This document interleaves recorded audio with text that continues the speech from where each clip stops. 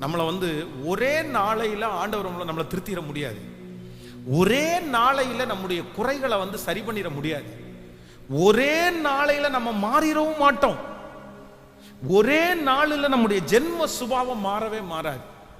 நம்மளை மாற்றணும் அப்படின்னு சொன்னா ஆண்டவர் டைம் எடுத்துதான் நம்மளை என்ன பண்ண முடியும்? சொல்லுங்க எல்லாருமே. புரியுதா நான் சொல்றது? புரியுது? கர்த்தர் ஏன் தாமதிக்கிறார்? இன்னைக்கு செய்தியினுடைய தலைப்பு என்னன்னா, ஆண்டவர் ஏன் தாமதிக்கிறார்? ஆண்டவர் தாமதிக்கிறதுக்கு காரணம், முதல் காரணம் என்ன அப்படின்னா, என்ன சரி பண்றதற்காக கர்த்தர் தாமதிக்கிறார். சொல்லுங்க, ஒரு சில கைகளை கொடுத்து சொல்லுங்க, கர்த்தர் உங்களை சரி பண்றதுக்காக ஆண்டவர் உங்களை தாமதிக்கிறார். கர்த்தர் ஏன் தாமதிக்கிறார்?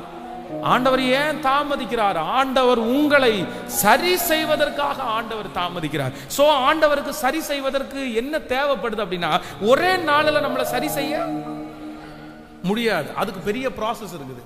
சிலதை காய வச்சு தான் பண்ணணும்.